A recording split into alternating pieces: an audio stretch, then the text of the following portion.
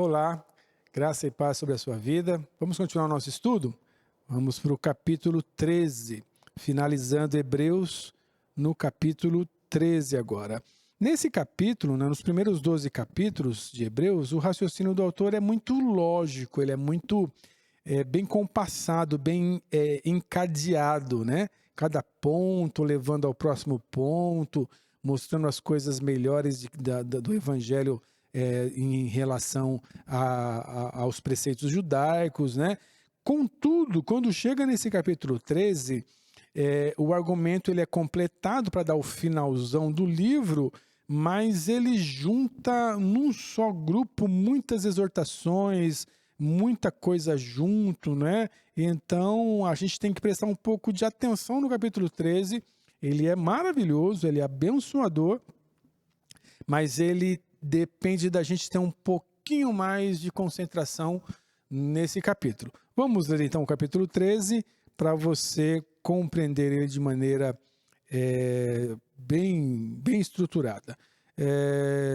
Vou ler na minha tradução aqui, você acompanhe na sua casa. Seja constante o amor fraternal, não se esqueçam da hospitalidade, foi praticando a hospitalidade que sem saber muitos acolheram anjos. Lembre-se dos que estão na prisão, como se aprisionados estivessem com eles. Lembre-se dos que estão sendo maltratados, como se vocês mesmos estivessem sendo maltratados. O casamento deve ser honrado por todos, o leito conjugal conservado puro, pois Deus julgará os imorais e os adúlteros. Conservem-se livres do amor ao dinheiro. Contentem-se com o que vocês têm, porque Deus mesmo disse: nunca o deixarei, nunca o abandonarei. Podemos, pois, dizer com confiança: o Senhor é o meu ajudador, não temerei o que pode me fazer os homens. Lembre-se dos seus líderes que lhes falam a palavra de Deus, observem bem o resultado da vida que eles tiveram e imitem a fé deles. Jesus Cristo é o mesmo ontem, hoje e para sempre. Não se deixem levar pelos diversos ensinos estranhos. É bom que o nosso coração seja fortalecido pela graça e não por alimentos cerimoniais. Esses alimentos não têm valor algum para aqueles que os comem. Nós temos um altar da qual não tem direito de comer os que ministram no tabernáculo. O sumo sacerdote leva sangue de animais até o Santo dos Santos como oferta pelo pecado, mas os corpos dos animais são queimados fora do acampamento. Assim também Jesus sofreu fora das portas da cidade, para santificar o povo por meio do seu próprio sangue. Portanto, saiamos até ele, fora do acampamento, suportando a desonra que ele suportou. Pois não temos aqui nenhuma cidade permanente, mas buscamos a cidade que há de vir. Por meio de Jesus, portanto, ofereçamos continuamente a Deus um sacrifício de louvor, que é fruto dos lábios que confessam o seu nome. Não se esqueçam de fazer o bem e de repartir com os outros que vocês têm, pois de tais sacrifícios Deus se agrada. Obedeçam os seus líderes, submetam-se às autoridades deles. Eles cuidam de vocês como quem deve prestar contas a Deus. Obedeçam-lhes para que o trabalho deles seja uma alegria e não um peso, pois isso não seria proveitoso para vocês. Orem por nós. Estamos certos de que temos consciência limpa e desejamos viver de maneira honrosa em tudo. Particularmente recomendo que orem para que eu lhes seja restituído em breve. O Deus da paz, que pelo sangue da aliança eterna trouxe de volta dentre os mortos nosso Senhor Jesus, o grande pastor das ovelhas, os aperfeiçoe em tudo para o bem, para fazerem a vontade dele, e opere em nós o que lhe é agradável, mediante Jesus Cristo, a quem seja a glória para todos sempre. Amém. Irmãos, peço-lhes que suportem a minha palavra de exortação. Na verdade, o que eu lhes escrevi é pouco. Quero que saibam que o nosso irmão Timóteo foi posto em liberdade. Se ele chegar logo, irei vê-los com ele. Saúdem a todos os seus líderes e a todos os santos. Os irmãos aqui da Itália lhes enviam saudações. A graça seja com todos vocês. Então, veja que ele acumula uma série de exortações, porque é o final da sua carta, não é? E ele fala de muita coisa interessante aqui, né? Sobre o amor fraternal, não esquecer da hospitalidade, lembrar-se dos que estão na prisão, lembrar-se dos que estão sendo maltratados, né? Então, aqueles que estão sendo torturados, aqueles que estão sendo aprisionados, lembrar e viver como se fossem vocês mesmos, né? O casamento, um casamento puro, um casamento honroso, Deus julgará os imorais, o amor ao dinheiro, né? Livrem-se do amor ao dinheiro, vivam contentes, né? Tenham contentamento com aquilo que vocês têm. E são textos, são inúmeros as exortações, e fala dos líderes, né? Lembre-se dos seus líderes, versículo 7, que eles falavam a palavra de Deus, observem o resultado da vida que eles tiveram, imitem a fé deles. E Jesus Cristo é o mesmo ontem, hoje e para sempre, não é? Então ele fala sobre essa confissão da imutabilidade de Cristo, sobretudo em relação ao versículo anterior, que ele cuida de todas as coisas, né? Versículo 9, não se deixem levar pelos diversos ensinos estranhos, né? Não entrem nesses ensinos estranhos de alimentos cerimoniais. Veja que já estava aparecendo no meio deles mistura, né, do cristianismo com preceitos judaicos e até mesmo coisas do paganismo, a ponto de terem lá já algumas comidas cerimoniais, tipo aquelas coisas que você bebe a água e vai ser curado, né? Então, atribuindo um valor, atribuindo um poder a uma água, atribuindo um poder a um alimento, a um pão, a alguma coisa que você compre e coma, e aquilo vai te trazer algum benefício. Ele diz, não se deixem levar por esses ensinos estranhos. É bom que o nosso coração seja fortalecido pela graça, e não por alimentos cerimoniais que não têm valor algum para os que comem tais coisas. Esses alimentos cerimoniais, essas atribuições de coisas ungidas, de coisas consagradas, né, entre aspas, porque nem existe isso, essas coisas que se tornaram relicários, que receberam uma atribuição de que tem algum poder de cura, algum poder, o feijão, né, tá aí um feijão aí sendo vendido, um feijão por R$1.000 aí, um caroço de feijão que cura tudo aí. Enfim, isso são ensinos estranhos à palavra de Deus. Livrem-se disso, né? Fujam, né? Não se deixem levar por esses ensinos estranhos. Isso não faz bem para ninguém, né? Enche o seu coração com a palavra de Deus e fuja desses larápios. Isso aí é tudo, gente, larápia, não é? E ele vai continuar dizendo, né? Nós temos um altar do qual não tem direito de comer os que ministram no tabernáculo. O sumo sacerdote leva o sangue de animais até o Santo dos Santos como oferta pelo pecado, mas os corpos dos animais são queimados fora do acampamento. Ele diz, olha, nós temos um altar. Então ele faz uma provável referência à cruz de Cristo, né? Que marcou o fim de todo o sistema araônico de sacerdócio. Na cruz de Cristo foi extinto toda a continuidade do sistema araônico de sacerdócio, né? E a sua substituição foi totalmente possível por um novo sacerdócio, como nós vimos nos textos passados, um sacerdote melhor, não um sacerdote que era passado de geração em geração, um sacerdote que veio antes até mesmo de Arão, um sacerdote à maneira de Melquisedeque, lembra? Do qual Cristo é o único e incomparável, né, sacerdote à maneira de Melquisedeque. Então, não tem direito de comer, ele diz, né? Os sacerdotes não podiam comer no sacrifício do dia da expiação, aquele sacrifício feito no último dia do ano, né? Onde o sumo sacerdote entrava dentro do Santo dos Santos com aquele sacrifício.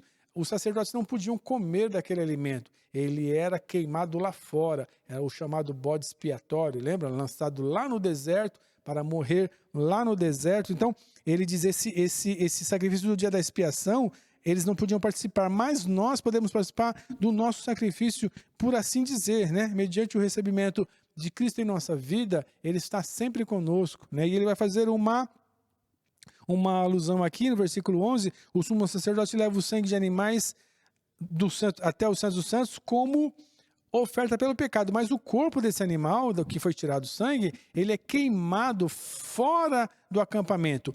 Assim também Jesus sofreu fora de Jerusalém, fora das portas, né? Como aquele sacrifício que era depositado dentro do Santo dos Santos, só o sangue, né? O animal era queimado fora do arraial dos judeus.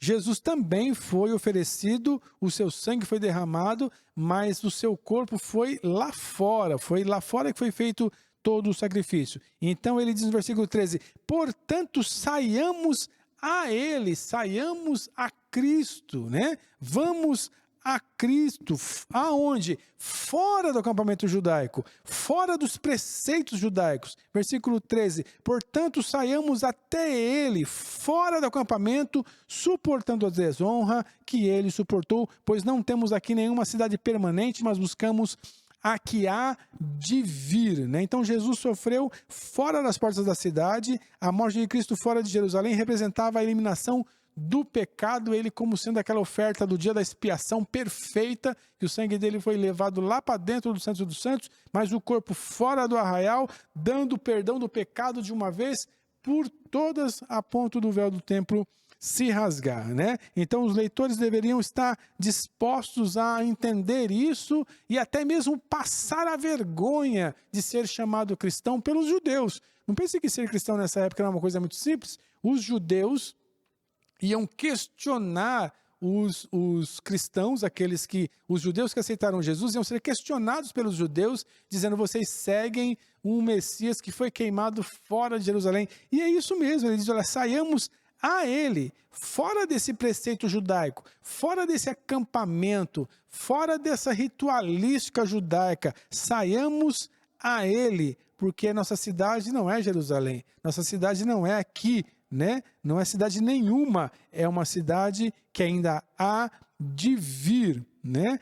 E então saiamos a ele, fora do acampamento. O conclama, então, aqui chama, né, as pessoas a se separarem do judaísmo, a se dedicarem a Cristo. Saia a ele está fora, ele foi rejeitado pelos judeus. Ele foi rejeitado pelos judeus. Ele foi jogado lá fora de Jerusalém, lá no Monte Caveira. Saiamos a ele, deixemos o judaísmo, abandonemos tudo isso. É isso que o autor está dizendo, né?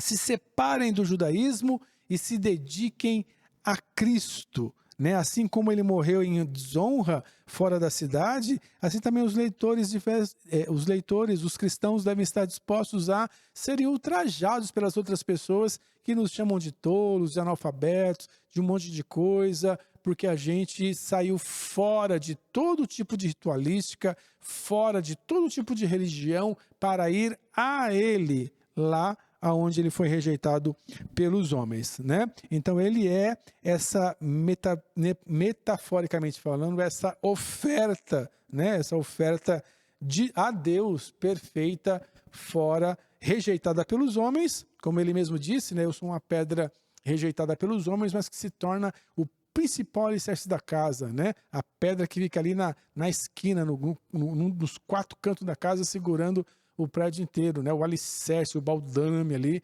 ele foi uma pedra rejeitada, mas que se tornou a pedra principal de esquina, não é isso? Então, versículo 15, por meio de Jesus, portanto, ofereçamos continuamente a Deus um sacrifício de louvor, que é o fruto dos lábios que confessam o seu nome. Então, o nosso sacrifício hoje é um sacrifício de louvor, confessando com os nossos lábios o nome de Cristo, né? Então, esse é um dos sacrifícios que Deus se agrada. Versículo 16 tem outro sacrifício. Não se esqueçam de fazer o bem e de repartir com os outros o que vocês têm, pois de tais sacrifícios, Deus também se agrada. Então Deus se agrada dos nossos louvores, do fruto dos nossos lábios, de confessar o nome de Cristo e se agrada das nossas boas obras, de fazermos o bem às pessoas que precisam, de se importar com as pessoas que precisam. Já lá no versículo 13 desse capítulo ele diz, né, se importem com os que estão encarcerados, como se vocês estivessem encarcerados com eles. Se importem com os que estão sendo maltratados,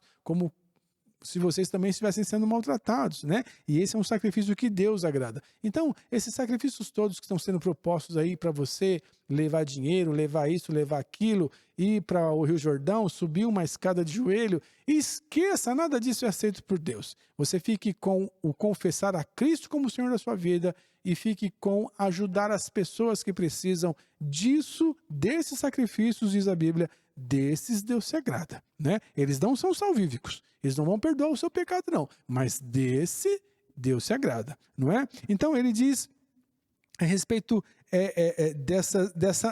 desse sacrifício de louvor, de uma maneira metafórica também, um sacrifício proveitoso, algo que Deus vai se agradar, que não vai fazer pouco caso do seu sacrifício. Todos os demais sacrifícios são tolos e Deus não se agrada deles, porque não precisa mais fazer sacrifício. Quando você faz um sacrifício, você está dizendo que o sacrifício de Cristo não foi suficiente.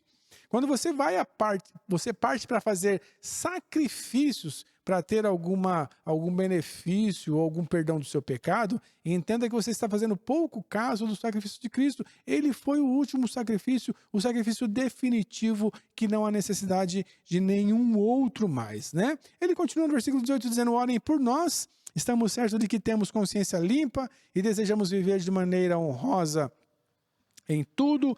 Particularmente recomendo os que orem por mim, né? Para que eu seja restituído. Ele está falando então de voltar, de voltar para a Judéia aqui, voltar para onde esses judeus estão, né? Esses irmãos judeus estão convertidos a Cristo aqui, de encontrar com eles. Não fala de prisão, né? Não seja exatamente uma questão de prisão, porque ele vai falar que vai se encontrar, né?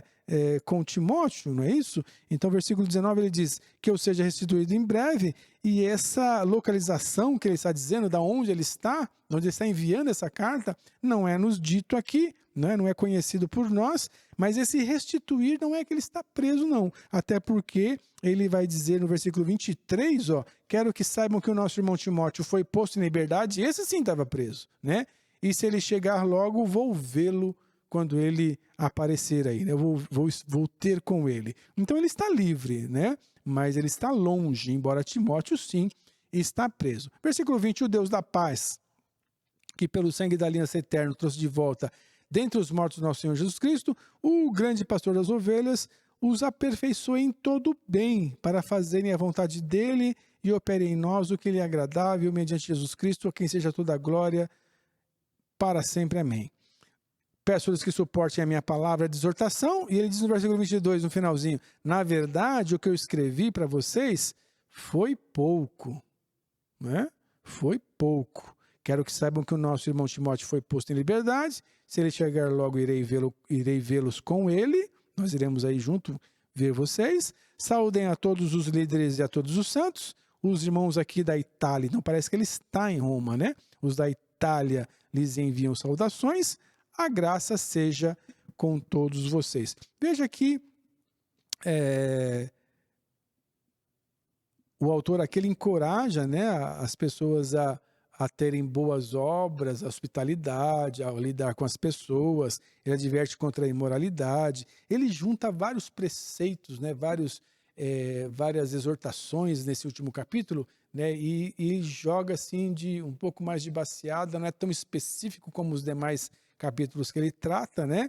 E já que alguns dos seus leitores estavam tentando voltar ao judaísmo, o escritor encoraja eles a considerar o resultado da fé dos seus líderes, né? Ele diz, olha, obedeçam os seus líderes, submetam-se às autoridades deles, né? Eles cuidam de vocês e imitem a fé deles, imitem a fé desses homens, né? Isso vai garantir para vocês uma vida abençoada, né? Então o escritor faz muitas exortações também, muita coisa baseada no sistema sacrificial do Velho Testamento, do leviterato. Então, porque eles são hebreus, eles conhecem exatamente o que está sendo dito. Por isso que quando um cristão que não se aprofundou um pouco mais na questão de Levítico, de Deuteronômio, ele se perde quando lê Hebreus, porque é uma carta que vai fazer muita alusão aos sacrifícios e a toda a ritualística e as leis que Moisés deu, e se você não estiver atualizado quanto a isso, você se perde, não entende muito bem o que o autor está falando, né?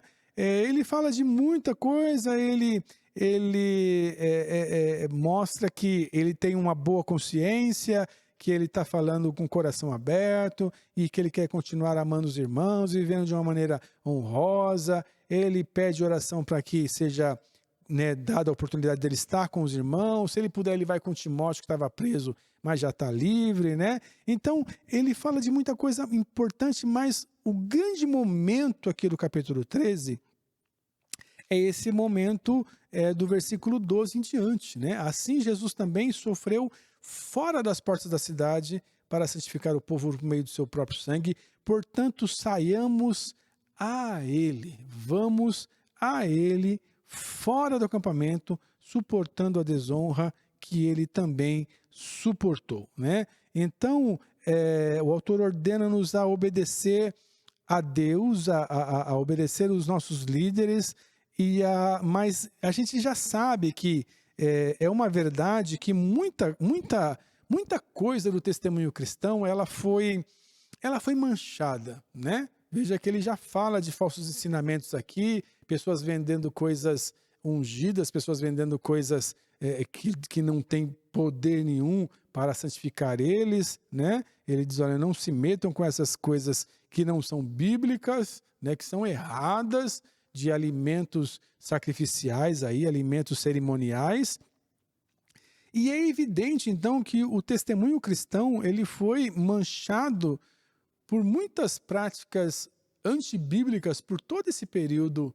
Né? Estamos aí há 2000 anos de cristianismo, e esses 2000 anos de cristianismo, aí, um pouco mais, um pouco menos de tempo de cristianismo, muita coisa do testemunho cristão foi manchado mesmo. E às vezes a gente quer tentar consertar isso, né? E até muita gente usa esse capítulo dizendo: obedeçam os vossos líderes, obedeçam os vossos guias, os vossos pastores, né? Imitem eles. Mas a verdade é que a gente sabe que muita gente que está à frente de um grupo já se perdeu. Ele perdeu a noção, né, da verdade do testemunho cristão. Ele se perdeu com relicários e com crendices e com coisas que dão dinheiro, não é? Então, muitos crentes sinceros, eles até mesmo se preocupam. Puxa vida, o que é que eu faço? Será que eu consigo conversar com o meu líder para ele parar de fazer certas práticas? Olha, Lutero tentou reformar a igreja, né? Se você for ler o período de Lutero, é o chamado período da reforma. O que Lutero queria? Uma reforma. Ele não queria romper com o cristianismo da época. Ele queria reformar, voltar à prática dos apóstolos, voltar à prática bíblia, voltar à Bíblia e parar com aquelas relicários, aquelas vendas de pedaço de cruz, pedaço de tudo. As pessoas vendiam de tudo, né? Olha, esse é o tijolo da escada que Jesus subiu quando foi falar com Pôncio Pilatos. Vendia-se a preço absurdo, a igreja vendia coisas absurdas, relicários e loucuras que você não tem ideia. Vendia perdão, né? Você pagava perdão, pagava uma quantia e o seu pecado era perdão, não precisava nem rezar. Então, nem fazer nada, aqueles indultos, né? Então, Lutero ele não tentou reformar a igreja, mas ele não conseguiu. As pessoas não queriam sair daquele erro, né? As pessoas não queriam sair daquelas ofensas. Não, eles nunca adoraram os santos, eles nunca fizeram desse jeito. Por que nós estamos fazendo? Vamos voltar à prática bíblia. Era o que Lutero queria, reformar a igreja. Mas ele não conseguiu reformar a igreja. As pessoas estavam ganhando muito dinheiro, a liderança, e não queria abrir mão daquilo. Então ele rompeu, né? Ele protestou contra aquele jeito cristão errado de ser, enveiado de paganismos, né? E de mentiras nada bíblicas que os apóstolos e Jesus nunca praticou, né? De bulas papais cheias de mentiras, de purgatórios e de tantas coisas. Então, de perdão de pecados por indulgência, por pagamento em dinheiro. Então ele rompeu, ele protestou contra aquilo, né? Então as pessoas que saíram com ele foram chamados os protestantes, né? Porque eles não conseguiram reformar mesmo. E muita gente fica tentando apresentar ao seu líder que está fora da verdade bíblica, né? Argumentos bíblicos para que a igreja seja um pouco mais bíblica, mais verdadeira, mas, na verdade, muitos desses lugares não têm mais salvação. Muitos desses lugares não têm mais restauração, né? E nós não somos chamados também a tentar reformar essas coisas. A verdade é que as pessoas se perderam nessas coisas, estão atrás de judaísmos. Você vai ver isso todos os dias, as pessoas chamando você a entender que existe um poder numa pedra que veio lá do Jordão, que veio lá de Israel, uma folha de oliveira, um azeite, não sei das quantas, uma água que foi colocado, um pingo da água que está lá no Jordão onde Jesus foi batizado, e as pessoas esquecem que a lepra de Naamã também estava lá, né? E isso tudo, as pessoas não têm mais reforma, as pessoas não querem, isso está dando dinheiro, então a liderança não quer abrir mão disso. Então o que falta para a gente, o que as pessoas querem tentar reformar, não tem reforma, isso é o joio, né? Jesus deixou bem claro, a gente se assusta porque a gente quer se assustar, mas Jesus já deixou bem claro, olha, a verdade é que o evangelho vai ser pregado, né? Vai ser plantado, vai ser semeado o trigo, mas vai vir o inimigo de noite e vai semear o joio também, ele vai crescer junto. Arranquemos o joio, né? Disseram os agricultores ali para o Senhor da Seara. Não, não arranca não, se você arranca o trigo junto. Eles estão crescendo juntos. No dia da colheita, quem colhe vai saber o que é trigo e o que é joio. O que é trigo ele vai guardar no celeiro, o que é joio vai ser queimado mesmo. Então, Romanos 11 fala muito sobre isso. Romanos 11 fala sobre a oliveira que tiveram seus ramos quebrados, que foram os judeus, né? Jesus rompe com os judeus, desde Jeremias, capítulo 31, que nós lemos, desde Jeremias 31, a aliança foi quebrada e ele prometeu que faria uma nova aliança e Cristo faz essa nova aliança no seu sangue. Os ramos de oliveira, como diz Romanos 11, foram quebrados para que fosse enxertado o zambujeiro lá, né? Então, de forma figurada, a nação de Israel ela é mostrada como alguém que foi cortado, tirou-se ela desse lugar de privilégio, porque por ela miseravelmente falhou na proposta de ser povo de Deus e foi enxertado nesse ramo, nessa oliveira, a igreja, que tem seus privilégios. Mas o capítulo 11 de Romanos diz, mas se a igreja também se meter a dar mau fruto, ora, se ele cortou os ramos que eram originais, você acha que não vai cortar você, que está fazendo besteira? Então, Deus introduziu os gentios em um lugar de privilégio com a igreja, né? No evangelho. Então, todos conheceram que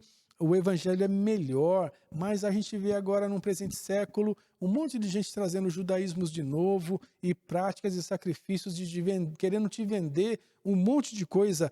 A gente sai do evangelho, eu não aguento mais, eu vou sair do evangelho, eu vou parar com isso, porque tem muito espertalhão no meio da igreja, eu vou sair disso. Não, você não. O convite não é esse. O convite é sair a Cristo, não é sair de Cristo, não é sair do cristianismo, é ir até onde ele está. E onde ele está? Ele está fora do arraial judeu, ele está fora desses conceitos judaicos, ele está fora desse judaísmo, ele se separou, ele foi colocado para fora, rejeitado pelos judeus até. Então saiamos a ele. Então o convite é você sair até onde Cristo está. Alguma coisa bíblica, fique com a Bíblia, fique com a palavra de Cristo na sua vida. Esqueça esses judaísmos e essas coisas que estão querendo te vender, esses sacrifícios malucos e essas coisas que não são bíblicas. Abandone, mas eu vou tentar consertar aqui. Não tente consertar, essas coisas não têm conserto. Saia desse lugar e vá a uma igreja bíblica, vá aonde tem palavra de verdade, vá à verdade de Cristo, saia até onde Cristo está, fora desse arraial de judeus, fora desse arraial de judaísmos, de sacrifícios e essas loucuras todas que você vê por aí. Esse é o final e essa é a grande palavra de Hebreus capítulo 13. Fique com essa palavra na sua vida, entenda que existe mesmo joio no meio do povo de Deus, mas você é convidado a sair a Ele, ir até Ele, ir aonde a palavra de Cristo está, abandonar esses lugares, porque esses lugares não têm restauração. Não tente restaurar o que não tem restauração. Ali não tem mais como as pessoas quererem se separar daquilo, porque o ganho é grande, o lucro é grande e as pessoas preferem o lucro ao invés de Cristo. Então, Deus não nos chama a abandonar a fé evangélica. Deus nos chama a abandonar tudo pela perseguição. O livro vai dizer isso. Fique com Cristo. As perseguições, as tribulações, as vergonhas que o povo está fazendo em nome de Cristo. O testemunho cristão no Brasil, então, em 2020, está manchado, né? Os piores líderes são aqueles que estão aí aparecendo como vergonhosamente apoiando umas loucuras que não cabe dentro do evangelho, e as pessoas vão jogando no mesmo saco, né? Todos os evangélicos, por causa dos evangélicos malucos que estão por aí, querendo tortura, querendo morte, querendo dar tiro, querendo um monte de coisa, todos os evangélicos estão jogados no mesmo saco, e a verdade é que o testemunho evangélico está muito manchado. Saia desses lugares e vá a Cristo, onde a palavra de Cristo é pregada de verdade. Esse é, então, o final aqui do nosso estudo de Hebreus capítulo 13. Outros estudos nós teremos. Nós vamos gravar aí, então, outros estudos para que você seja abençoado. Talvez a pastora Ilka ou um dos nossos dirigentes vão trazer estudos para a gente, algum outro capítulo bíblico, algum outro estudo bacana para a gente ficar vendo juntos aí até que a gente restaure a nossa comunicação, a gente possa se abraçar novamente, estar junto nos nossos cultos de ensino. Então, outros cultos virão. Terminando aí, então, em Hebreus capítulo 13 agora, a gente começa um novo estudo na terça-feira que vem. Não perca os estudos, fique na bênção. Obrigado pela tua presença. Deus te abençoe sempre, em nome de Jesus.